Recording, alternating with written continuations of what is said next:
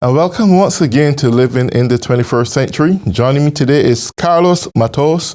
He is the founder of Chelsea Business Foundation. Carlos, it's a pleasure to have you on the show today. Thank you. My pleasure. Great. One of my things I would love to ask you, well, first of all, I would love to ask you, tell us a little bit about your business and what it's all about. Sure. So I'm the CEO of the Chelsea Business Foundation. The Chelsea Business Foundation is an economic development organization. It's a 501c3 nonprofit organization.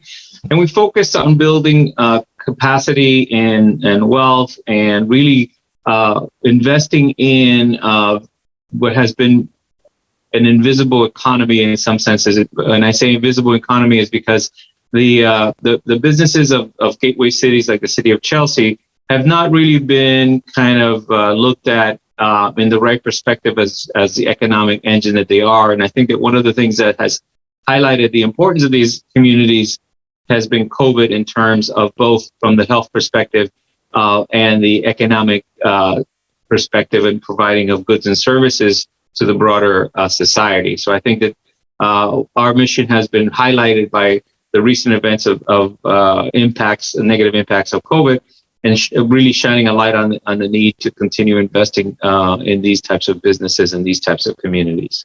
Right. Before I move on to COVID-19 and its economic impact in places like India, there's something that caught my eyes. I recognize that India has a crazy style of government, which is Prime Minister, the head of government, a president, which is head of state, head of civil services, cabinet secretary, legislature, representing the parliament. While here in the US, we are only just 3 branches of government. So that's a little bit unique in some form or another. But one of the things I want to ask you, because I understood that India had, in its embryonic stages when COVID came about, had somewhat given out a lot of their vaccinations, or vaccines rather, to several countries. And when they was faced with this serious disease, they had nothing for themselves. How is India at this point coping? With COVID, you mean? With COVID, yeah. I'm not sure exactly what the approach is in terms of India's COVID responses per se. I think that they face a problem that the rest of the world faces, right? Which you just highlighted. I think that we need to be able to take care of the domestic situation, right? In terms of the vaccinations and getting sufficient doses to the internal population. But equally as important is making sure that you don't allow for variants to kind of keep occurring. And that can only happen if the rest of the world is vaccinated. And so I think contributing to that effort is equally as important as the domestic agenda. Great. Do you have any ideas what or how India's economy were impacted? Any ideas? Or you're not? I think that, like the rest of the world, a shutdown of that magnitude had nothing but negative impacts on it. And I think this is a great opportunity to rethink some of the supply chain and some of the abilities of goods and services to be provided in different ways, right? I think this is an opportunity for some like any kind of adverse situations. There's some business models that are going to survive and some business models that are not. And I think that there might even be some new business models that come out of this. And I think that that's what a lot of people are hoping for. Great. So in other words, in one way bad, but out of that, you can have a derivative of goodness coming out of it. Yeah, I mean, I think the challenge is how entrepreneurial and creative the Indian economy can be, right? And that's what's going to determine whether there's future prosperity or whether there's a long-term lag. Right. Okay.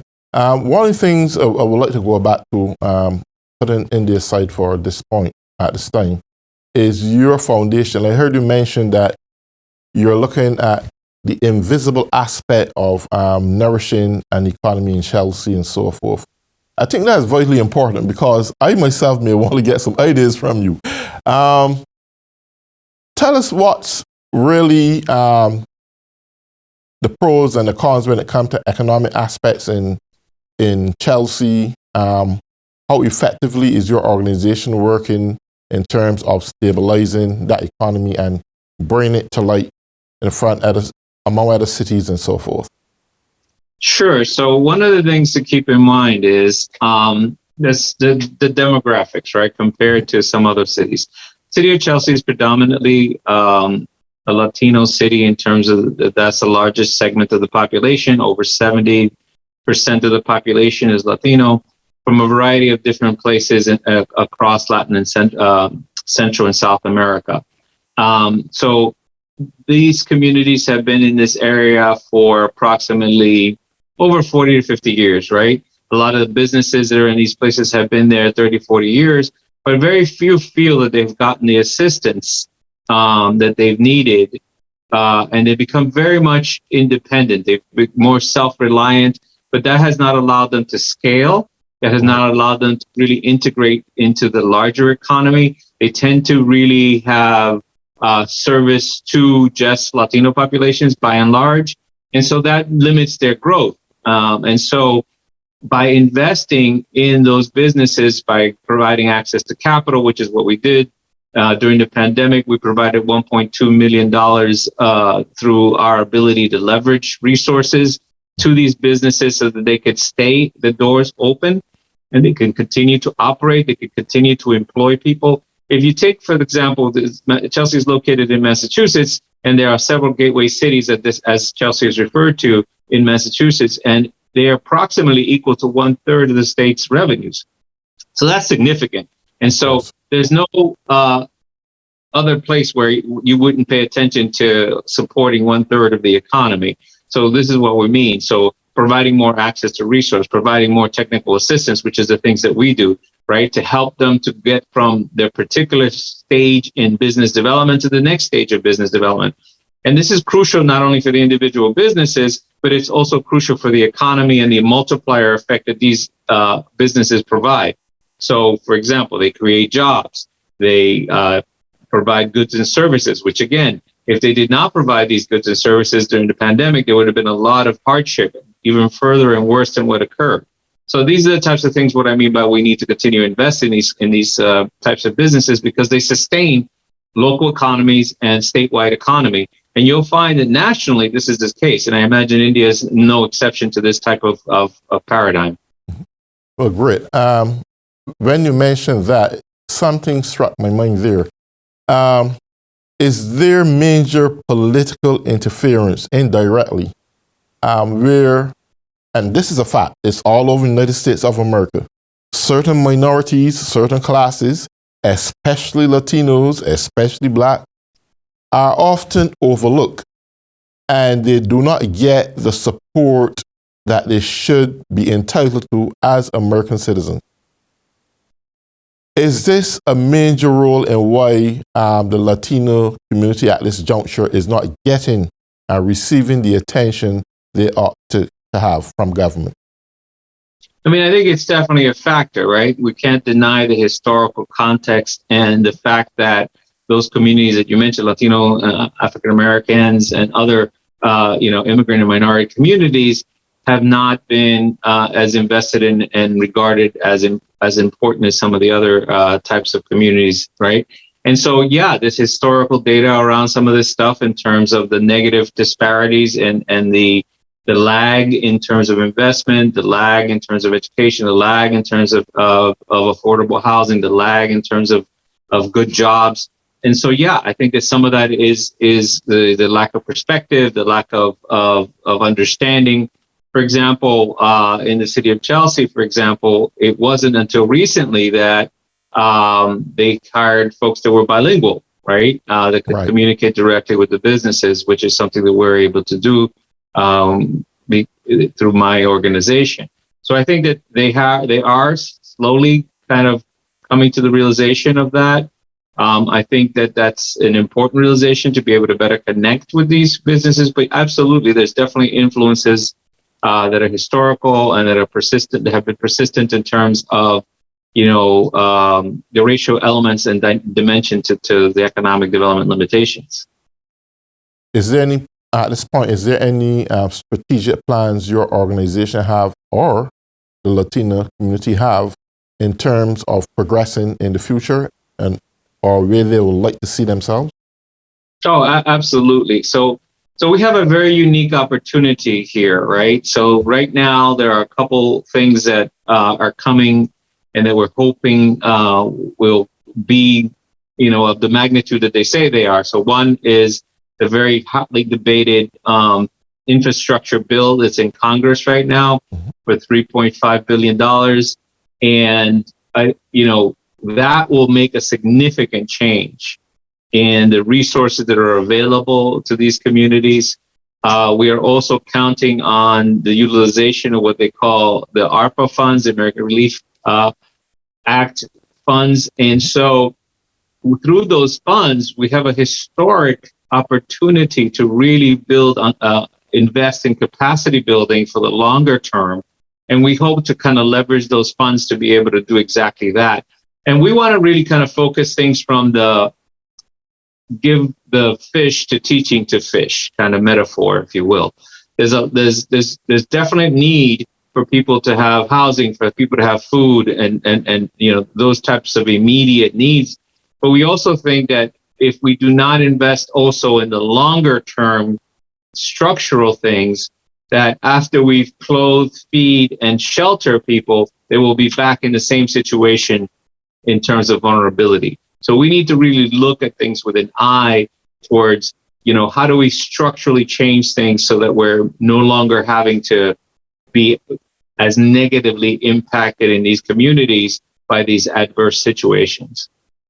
Is government at this present time paying any critical attention to affordable housing or making preparation to eliminate homelessness? I think that's absolutely the case. I think that in the discussions that I've heard, housing is one of the key areas, which I think is very, very important. But it's not just housing alone. It's about how do you get the jobs to the future? How do you create entrepreneurship? How do you invest in business with creation and growth in these communities that have not had that kind of perspective really as part of the way that they operate? How at this time would you give the average person out there, Latino or otherwise, that resides in Chelsea, the confidence and vision that there are better days ahead? Is there anything from a governmental standpoint that can give you that hope or comfort that would alert you down the future, things can be better? Because I see from where I used to work before that there was a lot of people who came into the psychiatric hospital because of poor standards of living that cause mental breakdowns and emotional, psychological problems. What word of confidence, and I know humanity loves this, when there's hope and there's a vision forward that things will be better, what hope or word of confidence can you instill in the Latino community or other communities that we will not be at this point for too long, but something immediate is coming in the future? Whether it's from your standpoint, your organization and your strategic plans, or something that government have in the pipeline that should bring about restoration to a healthier and more prosperous community?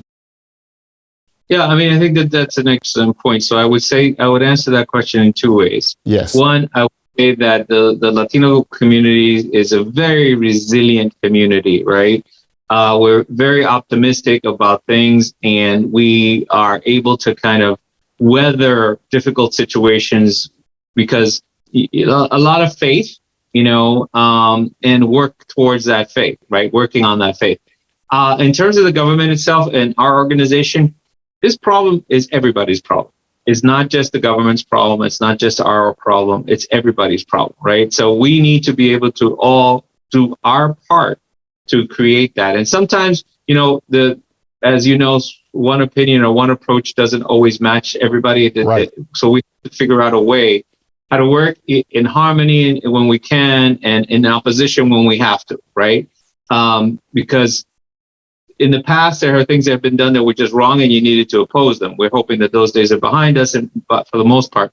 But in terms of concrete hope, the city is looking to put more funding, like I said, that was received from the federal government and other sources into housing, into healthcare, into a variety of different areas.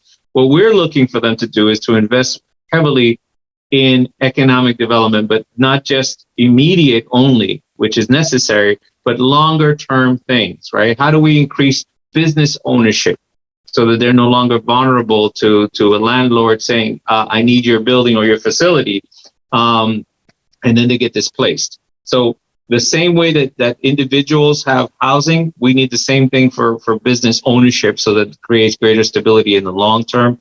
We also need to be able to help the businesses to be able to connect to broader markets, right? They've been operating in a very small loop amongst their own community, and we think that there's opportunity to really grow and scale by providing their goods and services to a broader community. And so I think that those types of things are opportunities, and opportunity equals hope. Right. Beautiful. One thing I would love to ask, if growing your business at a larger scale, from its embryonic stage, you have to put short, medium, and long-term plans in effect. And most small businesses doesn't do that. And when the time comes along that they can really elevate themselves, they are too late. And someone with a lot of financial resources just come in, they take over everything. So is your organization preparing small businesses at this point to put together medium and long-term goals that they can elevate and prosper in the future when resources make themselves available? Yeah, so it's interesting you should say that, right? That used to be like the formula where a larger organization would come in and kind of had greater amounts of resources and kind of scoop things up.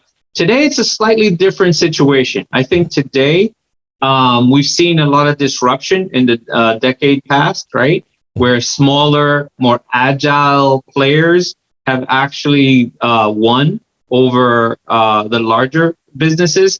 And so I think that the key here is, what does your business model look like, and how close and how well are you connecting with your clients and your customers?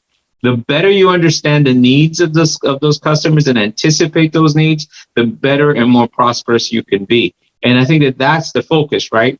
How can you be unique in the sneaker business? How can you be unique in the wine business? How can you be unique in the clothes business? How can you be unique in the communications business or the restaurant business, right? For example, you go to places like the Chelsea, which has a lot of Latino food, or the North End, which has a lot of Italian food, or the Chinatowns of the world, which are focused on Chinese food. So you ask yourself, well, each of those restaurants has to find a way to differentiate themselves, right? And that's really what the key is. What is unique and special about you that will make somebody else come back to you, right? And I think that even though there are larger corporations with more resources, it's the effective use and the ability to really connect on a almost intimate level with your customers that will really dictate the success or not success of these businesses. Great. One thing I would love to add too is that for small entrepreneurs today, I think their vision has to go beyond the borders of their community. There was a time when the world was a large place, but now with technology, the world is a small place. And I think the beauty about that, it allows you to get in the frame of mind where you can not just only think about your community, especially those who are in manufacturing, maybe not those who are running a restaurant or a small clothes business, but a person who is into the form of manufacturing. I think it's vitally important that their vision goes beyond the borders of their community and even their country. but looking at strategic markets, target markets where you can excel outside of your borders and penetrating those markets, I think that is vitally important. I don't know if it would be a time where, because you have to segment what kind of businesses operating within your community.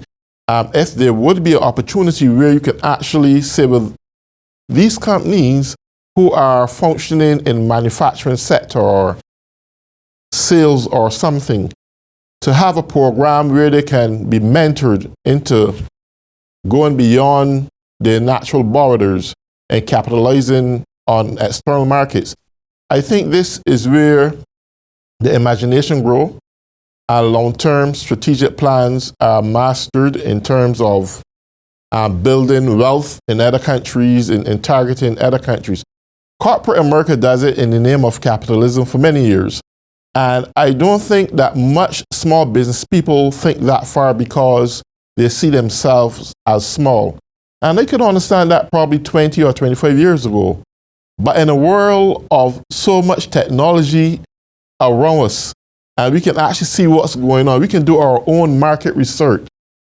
I think it's vitally important that courses or programs be structured by organizations, enabling you to evolve in a mindset that you can go take your business beyond your local borders. Would that be something that your organization would be looking at in the future that can enable the Latinos or whoever in the community to see a different, come in a different frame of mind? Yeah, I mean, I've been mentioning this throughout the conversation that, you know, they got to stop just selling to themselves, right? Mm-hmm. That they have to be able to expand their markets, right? Mm-hmm. Now, that market has to make sense to the business model and to understanding the clients, right? Mm-hmm. The challenge a little bit of that, I laugh, is because what's been going on with Facebook and some of the other social media networks is this whole filter bubbling where they just kind of, you know, technology was supposed to connect the world, but in some senses it's done is kind of put everybody in the group of like, oh, this is all the only thing you like. So breaking through those bubbles where they kind of put us in terms of, if you like cats, all you do is receive cat videos or something like that, you know? We need to go back to being able to expand beyond those kinds of things where we can reach different audiences and different information can reach different people. Again, the externalities, you know, is business 101 of how you grow and scale an economy, right? You have to go outside of the closed system in order to grow. So the exporting of things to different markets is essential. How broad and how big those markets are, technology can facilitate that. Absolutely correct. And I think that that's one of the things that you have to look at when you're crafting your business model. Great. Do you think that financial institutions and, well, this is a little bit technical here, but do you think financial institutions in this time and season would lend an entrepreneur who has a broad vision, a good strategic plan, the kind of funding he or she may need to penetrate an external market, even if they're doing well in their local communities? I do. And here's the interesting thing. And this is what we bring to the table to other businesses as well, right? Most people just think of banks as the only source of financing, when in truth, there are other sources of capital. From, for example, the state level, there's economic organizations which lend and are very, you know, generous in terms of exactly that, in terms of exporting to other places, and they're very much open to lending, providing capital for that. There's other organizations, for example, that are not banks, that are informal financial institutions they're in the process that are in the business of investing in business development and growth that would also lend towards that. As I was talking to you about the ARPA funds and the funds that are coming from the infrastructure funds, right, from the federal government, the recovery, in there, there's funding for something called CDFIs, which are community development finance institutions, which are not quite banks, but they do lend to these types of small businesses to be able to do the things that you're mentioning there. So there's a multiple opportunities, and this is what I mean about the lack of disconnect between these types of immigrant businesses and Latino businesses and the resources that are out there. They have no knowledge of this until we inform them and bring this to the table and show them how to access these types of institutions and these types of funds so that they can do the types of things that are within their business model. Great. Well, we are in the process of coming to the end of the program, but in your final words, is there any word of advice you would love to give to anyone pertaining to starting a small business, whether it's in Chelsea or elsewhere, sorry?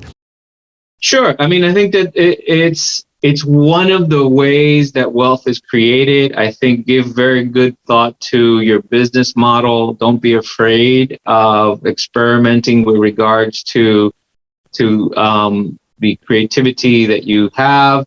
Make sure that you put at the center of any strategy the client and the customer, and that you understand them really well. And definitely look out for organizations like ours that can provide professional assistance to you. There's plenty of resources out there. Do your homework, and just go out there and do it. It really is a quite rewarding and important endeavor.